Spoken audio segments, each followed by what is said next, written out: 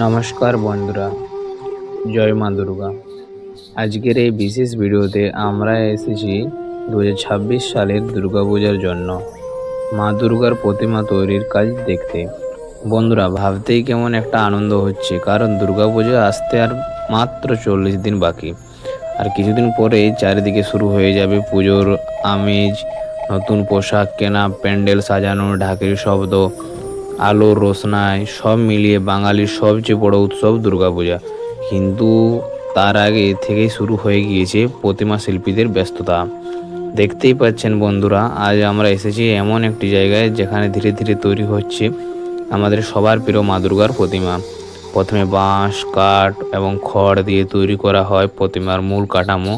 একজন দক্ষ শিল্পী অত্যন্ত যত্নের সঙ্গে এই কাঠামো তৈরি করেন। তারপর শুরু হয় খড় বাঁধার কাজ। ধীরে ধীরে মা দুর্গার শরীরের গঠন তৈরি হয়। একই সঙ্গে তৈরি হয় মা দুর্গার সঙ্গে থাকা গণেশ, কার্তিক, মা লক্ষ্মী এবং মা সরস্বতীর প্রতিমা। এরপর সবচেয়ে গুরুত্বপূর্ণ কাজগুলির মধ্যে একটি হলো মাটি লাগানো। খড়ের কাঠামোর উপর ধীরে ধীরে মাটি লাগানো হয়। প্রথমে শরীরের প্রাথমিক আকৃতি তৈরি হয়, তারপর মাটি শুকিয়ে গেলে আবার সূক্ষ্মভাবে মাটির কাজ করা হয়। ধীরে ধীরে তৈরি হয় মায়ের মুখ, হাত, পা এবং শরীরের অন্যান্য অংশ। বন্ধুরা, এই কাজটি কিন্তু মোটেই সহজ নয়। একটি সুন্দর দুর্গা প্রতিমা তৈরি করতে একজন শিল্পীকে দিনের পর দিন পরিশ্রম করতে হয়। প্রতিমার প্রতিটি অংশে থাকতে হয় নিখুঁত শিল্পকর্ম। বিশেষ করে মা দুর্গার মুখ তৈরির সময় শিল্পীরা সবচেয়ে বেশি যত্ন নেন, কারণ বাঙালির কাছে মা দুর্গা শুধু একটা প্রতিমা নন, তিনি আমাদের মা। মাটির কাজ শেষ হওয়ার পর প্রতিমা শুকিয়ে যায়। এরপর শুরু হয় রং করার কাজ। ধীরে ধীরে বিভিন্ন রঙের মাধ্যমে প্রতিমা জীবন্ত হয়ে ওঠে। তারপর মাকে সাজানো হয় সুন্দর পোশাক, মুকুট, অলংকার এবং বিভিন্ন অস্ত্রে। মা দুর্গার 10টি হাত, তার বাহন সিংহ এবং মহিষাসুরের সবকিছু মিলিয়ে ফুটে ওঠে মহিষাসুর মর্দিনী রূপে। তারপর আসে সবচেয়ে সুন্দর মুহূর্তগুলির একটি, চক্ষুদান। মা দুর্গার চোখ আঁকার পর প্রতিমার সৌন্দর্য যেন আরও অন্যরকম হয়ে ওঠে। একটি সাধারণ বাঁশ, খড় ও মাটির কাঠামো থেকে ধীরে ধীরে তৈরি হয় আমাদের সবার আরাধ্য দেবী মা দুর্গা।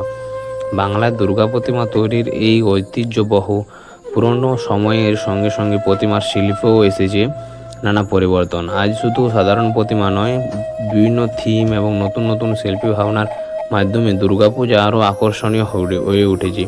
তবে প্রতিমার রূপ যেমনই হোক, বাঙালির আবেগ কিন্তু একই, মা এসেছেন। আর বন্ধুরা, আজকের দিন দাঁড়িয়ে আমরা বলতে পারি আর মাত্র 40 দিন বাকি দুর্গাপূজা আসতে। ভাবুন তো, আর মাত্র 40 দিন পরে হয়তো আমরা নতুন জামা কাপড় পরে বেরিয়ে পড়ব ঠাকুর দেখতে।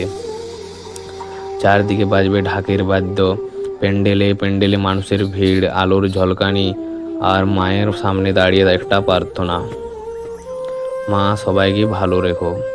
এই মুহূর্তে প্রতিমা শিল্পীদের ব্যস্ততা পুরো দমে শুরু হয়ে গিয়েছে, কারণ সময় যত এগিয়ে আসছে মায়ের আগমনের দিনও তত কাছে চলে আসছে। আজ হয়তো প্রতিমা তৈরির কাজ চলছে, কিন্তু আর মাত্র কয়েকদিনের মধ্যে এই মাটি কাঠামো পূর্ণাঙ্গ রূপ নেবে।